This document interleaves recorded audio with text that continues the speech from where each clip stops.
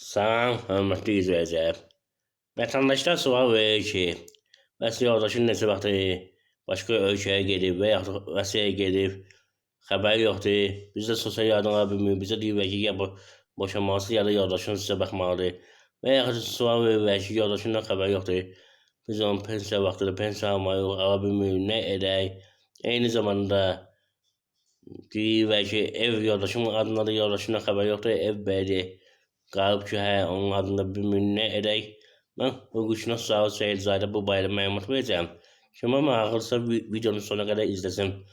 Amma əvvəlcədən sizdən xahiş edirəm ki, videonu bəyənin, qoy hamı bilsin.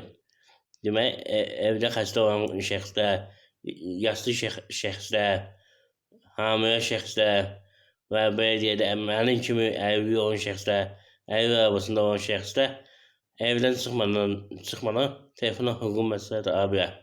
Mənim telefonuma videonun uzaqı yerində YouTube kanalı qeyd olunub. Eyni zamanda YouTube kanalı tutulmasını istənilən videonun üzərində var. Qeyd edin ki, YouTube kanalına abunə olan şəxslər üçün telefona hüquq məsləhətinin verilməsi 10 manatdır.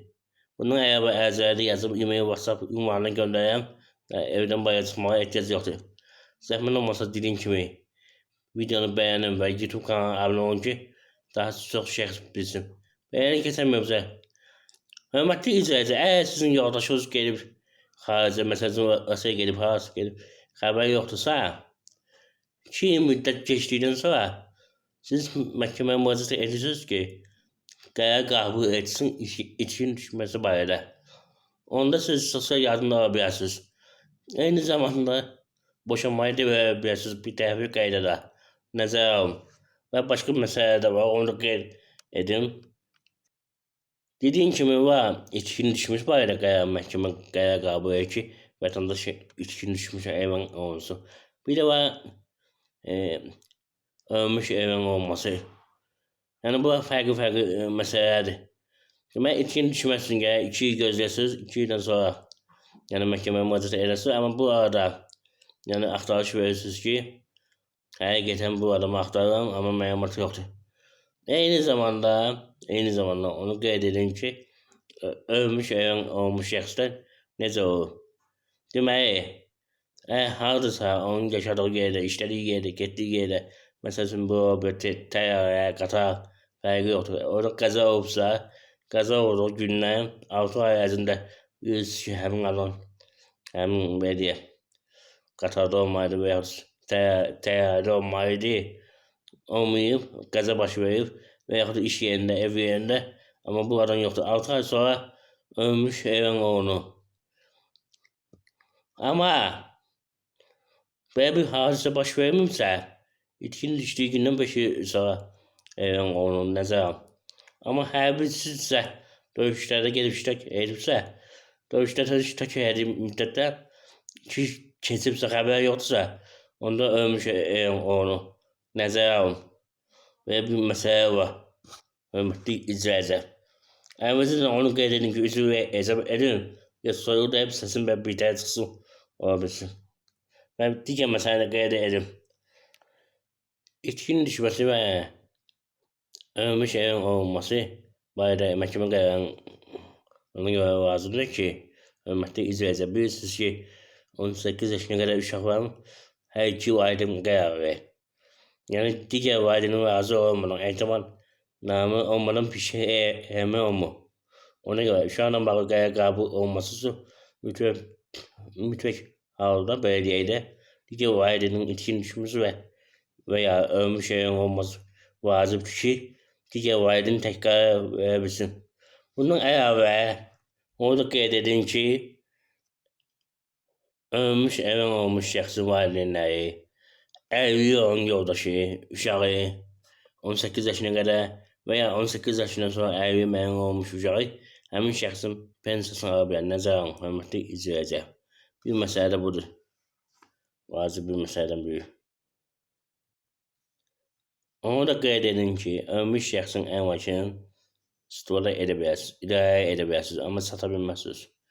Amma 5 il keçdikdən sonra ölmüş evin olunubsa, yəni itkin düşmüş şəxsdən fərqli olaraq vəsəyi qaydasında qəbul edirsiniz.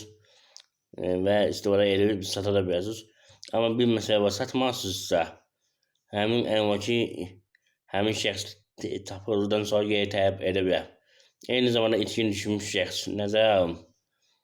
Yəni ki, belə deyək də, itkin düşmüş şəxsin əmlakını idarə edirsiniz, amma ölmüş şəxsin, ölmüş həyvan olmuş şəxsin isə əmlakını belə deyək, yəni həm istifadə edə bilirsiniz, həm sata bilirsiniz.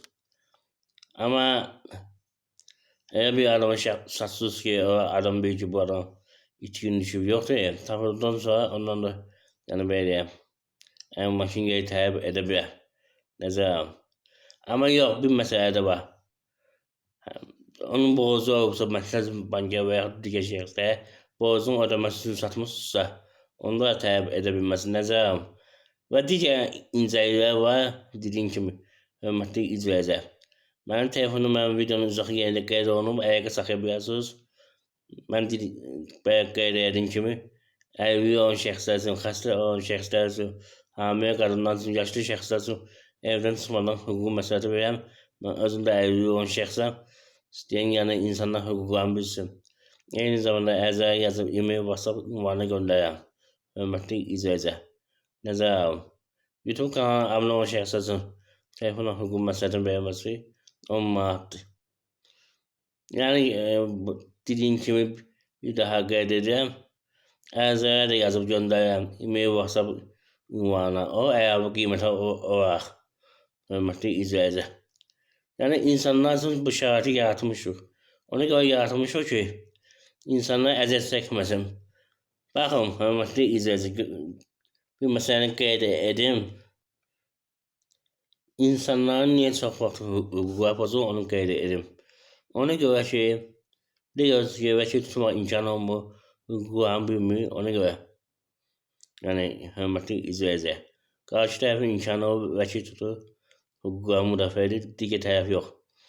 Mən də istəyən insanlar öz hüquqlarını bilsin. Ən azından bu kanala abunə olmaqla mənim 1400-dən çox videom var, şartla bir yerə.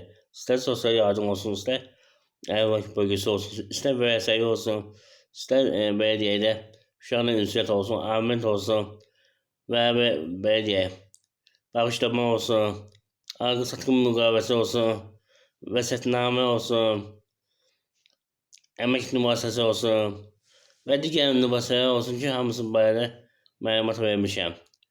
Kimə maraqlısa izləsin, baxsın. Hətta pensiyanın və əlilliyin təyin olmasından da bağlı məlumatlar var. Baxıb, yəni müayifəni bilirsiniz, hörmətli izləyicilər. Sonda sizdən xahiş edirəm ki, videonu bəyənin, YouTube kanalına abunə olun ki, daha çox şəxslər bilsin. Gəlin aktiv olaq. Məndə hal-hazırda 5300-ə yaxın abunə var. Bunu heç olmasa 6000-ə çatdıraq, hörmətli izləyicilər. Necə aktiv olaq, dəstək olaq bir-birimizə. Videonu bəyənin və abunə olun. Diqqətinizə görə sağ olun. Sağ olun.